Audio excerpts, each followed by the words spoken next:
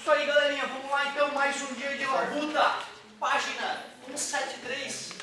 Questão 20. Quer 18? Beleza. Questão 20, então, meus queridos. Página 173. Fala o seguinte. A distância da Terra à Lua é de aproximadamente 330 mil quilômetros. A velocidade do som é de 340 metros por segundo no ar. E das ondas eletromagnéticas é 300 mil quilômetros por segundo no ar ou no vácuo. Uma palavra pronunciada na Lua por um astronauta chega na Terra aproximadamente... Poderia, né, ver como velocidade é inversamente proporcional ao tempo que a gente demora para completar um percurso. Daria para fazer uma regra de 3, desde que a gente soubesse que as grandezas são inversamente proporcionais, né? Teria que inverter, né, se fazer a multiplicação cruzada. Mas para não usar só matemática, para usar um pouco mais de física, eu vou relembrar aquela ideia poderosa de velocidade média que o mestre Galileu nos ensinou lá em 1600. Velocidade e distância sobre tempo. Ele falou que uma palavra pronunciada na Lua por um astronauta chega na Terra aproximadamente... Nunca, né? É, porque totalmente eu sou mais Nunca. Tem essa opção? Não. Não tem essa opção. Tu vê, né, cara? O cara é meio sem noção, mas tudo bem, vamos fazer a continha. De repente ele quer que a gente faça a conta, né? Se nós fôssemos fazer a conta, a velocidade tem que ser a velocidade do som. Já que ele pediu, a palavra pronunciada na Terra chega na Terra aproximadamente. A palavra, então, se nós fôssemos pensar no som, a distância é 330 mil quilômetros. Então, teria que colocar mais 3 zerinhos. Pois não. Mas será que ele não está falando para usar as ondas de rádio, que elas são eletromagnéticas, né? Que é a única forma de comunicação que teria. Pois é, não, exatamente. Nós estamos fazendo as contas só, na verdade, por diversão, né? E para a gente concluir o que a gente poderia tirar aqui da brincadeira. Então, tu vê, né? O som não se propaga no vácuo, né? Quando eu escrevi o nunca, eu já estou deixando claro que eu sei disso, certo? Por aproximação, 330,340 aproximadamente 1, 2, 3, 4, 5, 6 zeros. Porém, como nós acabamos de dizer, esse cálculo só faria sentido se o som se propagasse no vácuo. Mas o som não se propaga no vácuo.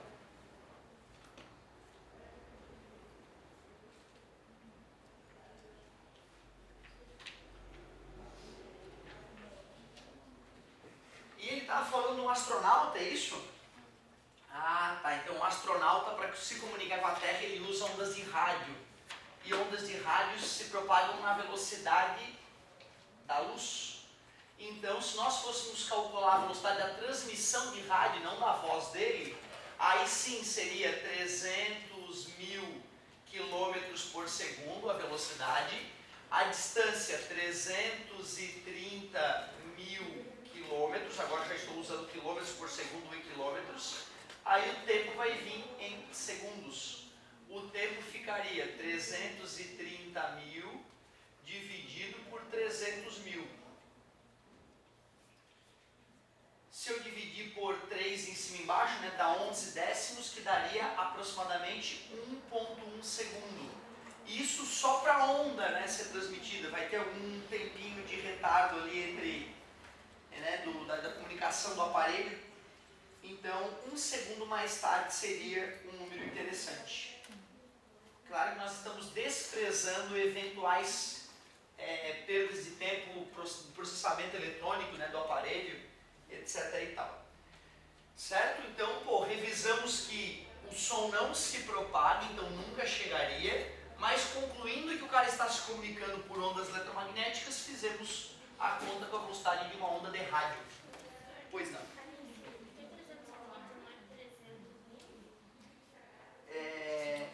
Não é que ele falou, a distância, ele falou que era 330 mil quilômetros, né, da Terra à Lua, né?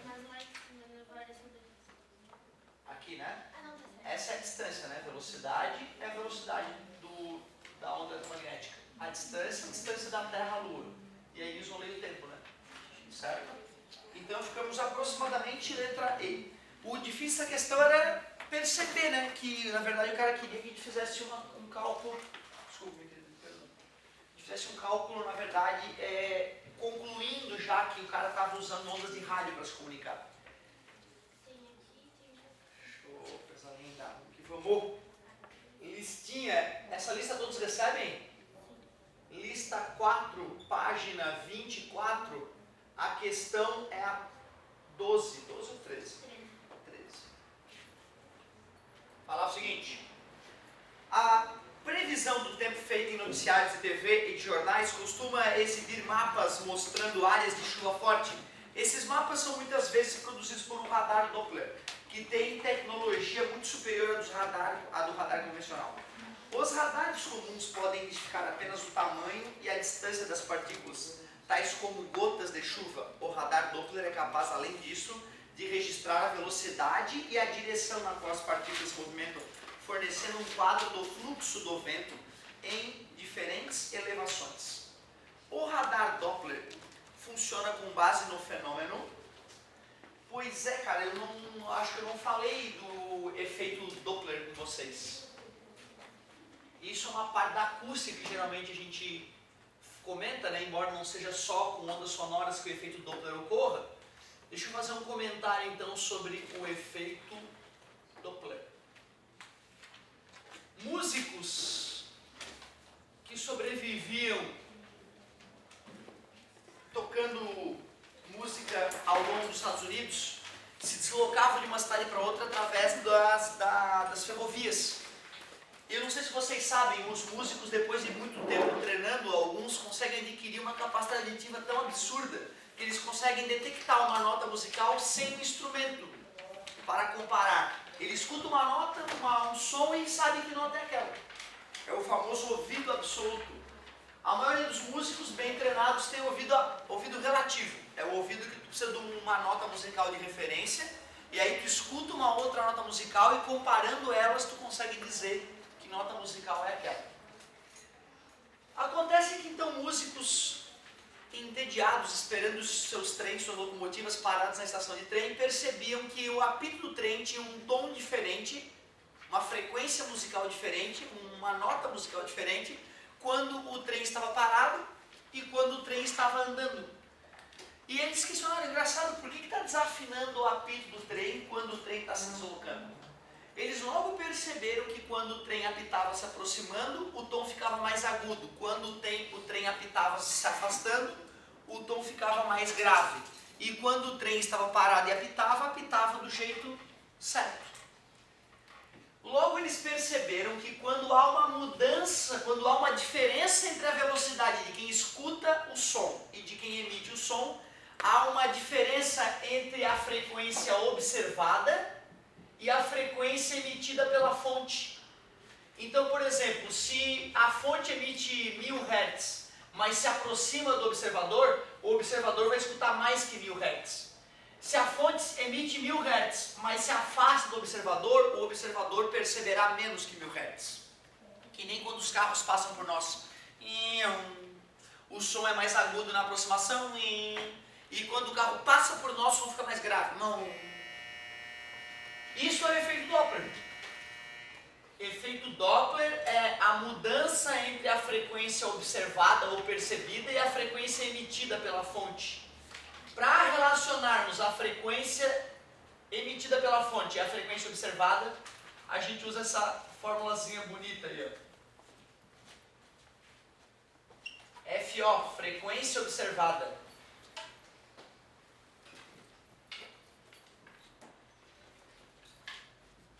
FF, frequência da fonte, frequência emitida pela fonte.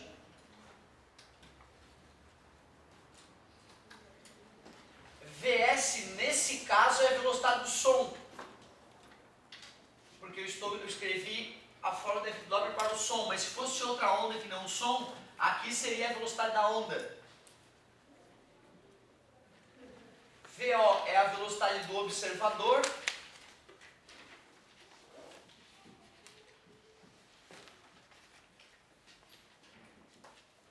E VF, a velocidade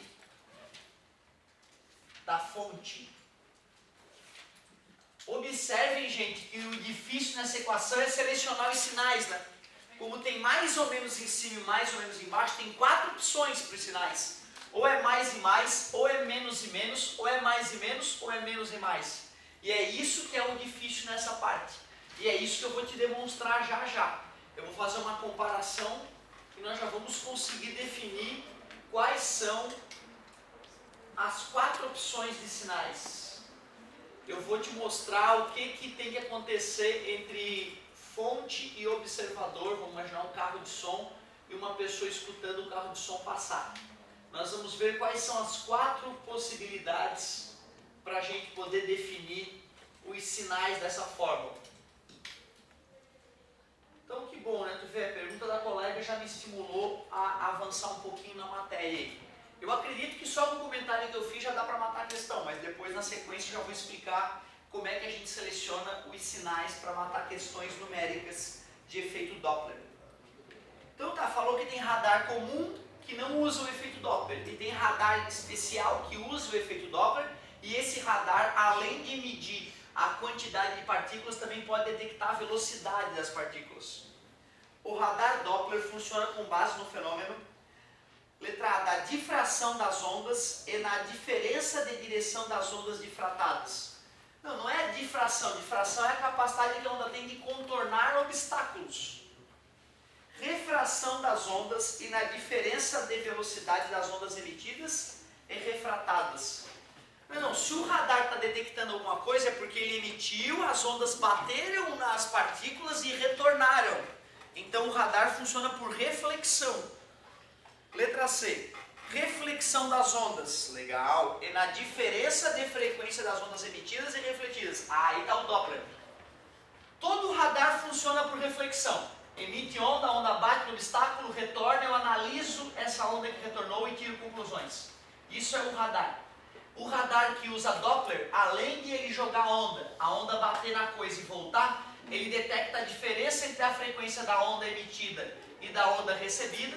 Como ele conhece a velocidade da onda e conhece a velocidade da fonte, aí eu consigo calcular a velocidade da onda observada. Ou melhor, né? Eu posso considerar que eu sou observador nesse momento, eu estou detectando a onda, então eu conheço a minha velocidade. E as ondas refletidas serão como se tivessem sido emitidas pela nova fonte, pelos objetos que nós queremos detectar. Então, se nós conhecemos todas essas grandezas, nós podemos determinar a velocidade da coisa que emitiu a onda. É assim que a gente toma multa. É assim que o policial calcula a velocidade do nosso carro, com aquela pistolinha. Aquela pistolinha emite uma onda eletromagnética que bate na lataria do carro e é refletida. Se o carro estivesse parado, a frequência refletida seria igual à frequência emitida. Quando há diferença entre essas frequências, o computadorzinho calcula a velocidade de quem emitiu a onda. E aí então dá para calcular a velocidade do carro. Show de bola! Reflexão como todo radar e na diferença de frequência das ondas emitidas e refletidas. Efeito Doppler, essa diferença de frequência. Letra C. Então realmente, pela minha aula não dava de matar a questão porque eu ainda não tinha comentado o efeito Doppler. Na humildade vamos analisar o item D. Interferência das ondas e na diferença entre uma interferência construtiva e destrutiva. Construtiva, crista com crista, uma crista maior ainda. Destrutiva, crista com vale, dá uma amplitude menor. Mas não é por interferência que o efeito Doppler funciona. Interferência, nós já comentamos alguma coisa de interferência ou não? Já. Ótimo, muito obrigado, boa pedida, hein? Vamos fazer outra? Que vamos! Página 17 agora, na mesma lista, não, agora é lista 5 já, página 17, lista 5. Não custa comentar, galerinha, que é através do efeito Doppler que nós conseguimos descobrir a velocidade da que as galáxias se afastam da Terra, né? Uma das confirmações do Big Bang é o efeito Doppler que nos ajudou a obter. Então, tu vê, a gente pega a luz que vem de uma galáxia distante, sabíamos que a frequência da luz deveria ser uma, e a frequência da luz não é aquela que a gente espera. Devido à diferença da frequência observada e emitida, a gente consegue calcular a velocidade porque as galáxias se afastam da nossa galáxia, ou do nosso planeta. Questão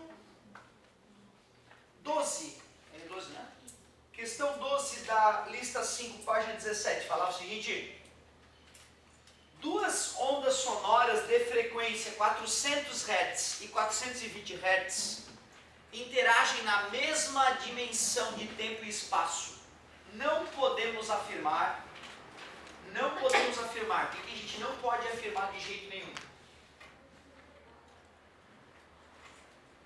Ocorre o fenômeno do batimento. A gente já chegou a falar alguma coisa de acústica, a gente de ondulatória já chegou a migrar para acústica? Ainda não? Então tu vê, a gente vai ter que trabalhar uma matéria chamada acústica. A acústica é uma parte da ondulatória que estuda o som. Estuda o som. O que é som? Onda mecânica longitudinal audível. Onda mecânica longitudinal audível. Aí, portanto, fica à vontade. Não, sim. Claro, sem problema. É só para aproveitar o momento e a gente dar uma avançadinha de nada na matéria. Então, na próxima aula já vamos entrar em acústica e vamos começar a ver todos os detalhes de acústica. Na acústica nós vamos ver dentro de interferência, que é quando duas ondas se sobrepõem, né? Quando as duas ondas se propagam no mesmo local. Nós vamos ver dentro da interferência que tem dois cálculos que a gente faz. Quando duas ondas sonoras estão com frequência muito próxima, para ondas com frequência próxima.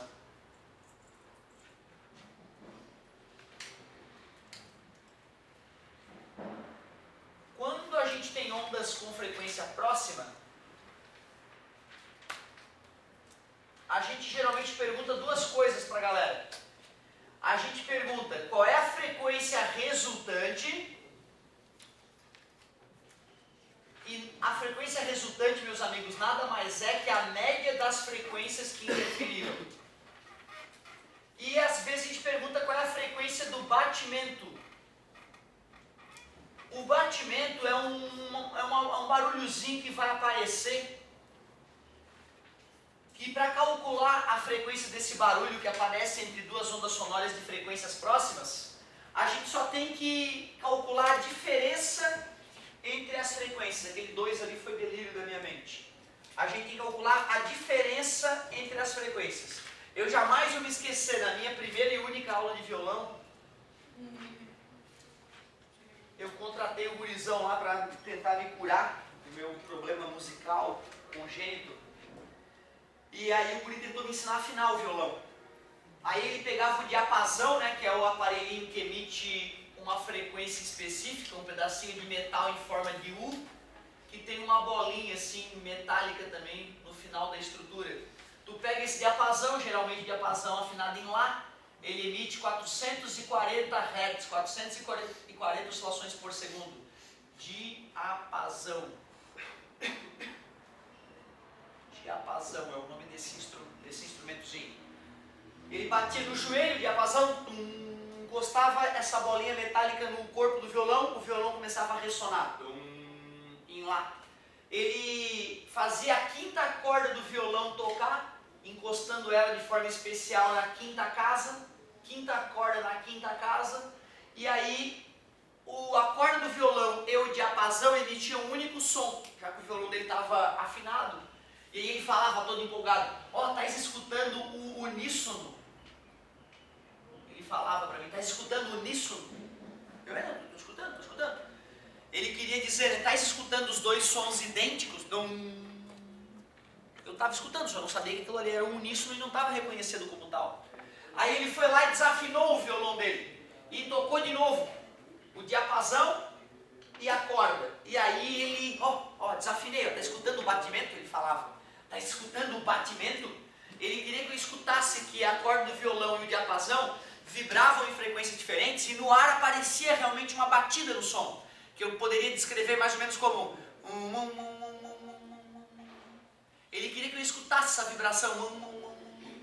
Eu demorei 2 meses e alguns dias para escutar essa vibração, treinando todo dia no meu quarto.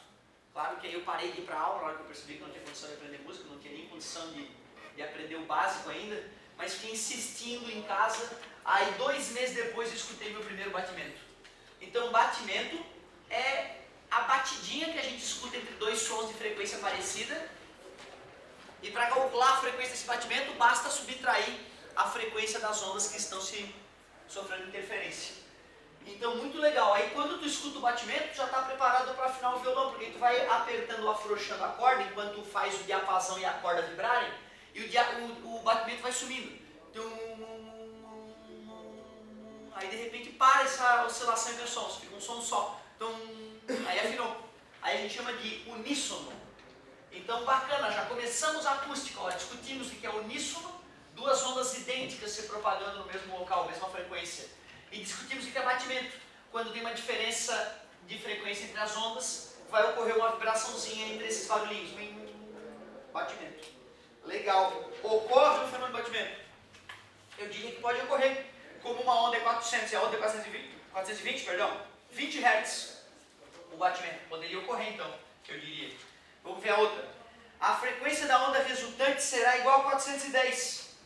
A frequência resultante é somar as ondas e dividir por 2. A média entre 400 e 420 é 410.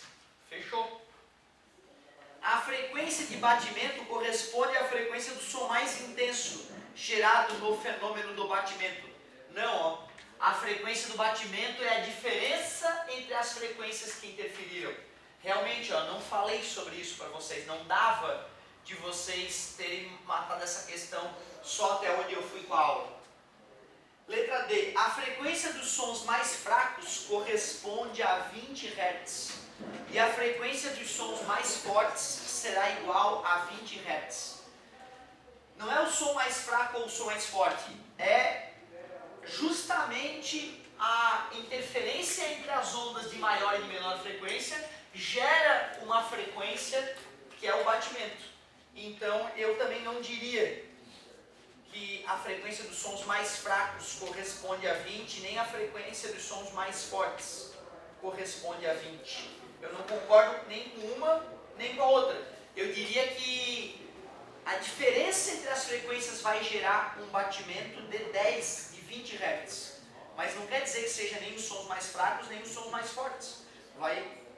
Concordo, não achei bem produzida a questão. A frequência de batimento corresponde à frequência do som mais intenso gerado no fenômeno do batimento. Não concordo. A frequência de batimento corresponde à frequência do som mais intenso. Primeiro que ele não falou qual era o som mais intenso. E a frequência do batimento não é do som mais intenso. É entre eles, exatamente. E não importa se um é mais intenso ou outro menos intenso, vai ocorrer o batimento de mesma forma.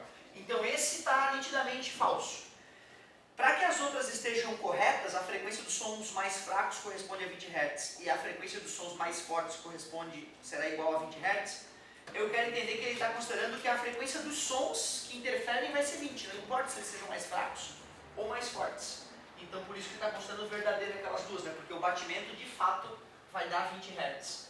Então 420 menos 400, a frequência do batimento, e não importa se são as ondas mais fracas ou mais fortes, em ambas a frequência vai ser 20 Hz. Certo? Então realmente o que não dá para dizer é a letra C que está falsa. Mas eu confesso que os últimos 2 itens ali são questionáveis. Muito bem, muito obrigado pela pedida. E aí galerinha, ainda mais. Aproveitar o embalo que nós acabamos entrando nessa discussão de acústica e vamos falar um pouco melhor de acústica nesse finalzinho.